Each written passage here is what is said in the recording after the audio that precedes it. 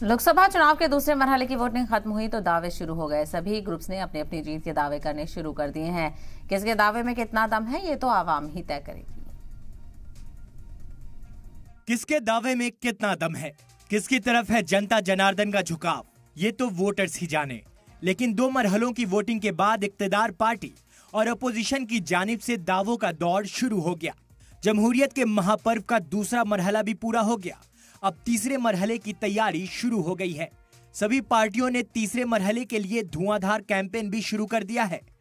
पहले मरहले में यूपी की 8 सीटों पर वोटिंग हुई।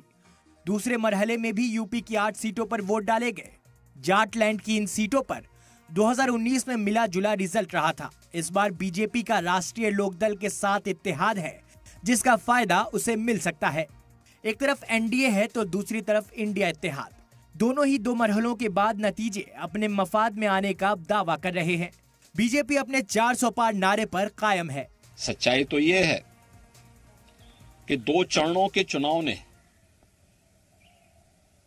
अब तक जो रुझान दिए हैं वो ये दिए हैं कि देश की जो आवाज है कि फिर एक बार मोदी सरकार या पूरे देश की आज जो एक स्वर देश के अंदर से निकल रहा है कि अब की बार 400 पार। वहीं अपोजिशन बीजेपी के दावे को हवा हवाई बता रहा है। कांग्रेस ने इंडिया इत्तेहाद की जीत और बीजेपी का सुपड़ा साफ होने का दावा किया।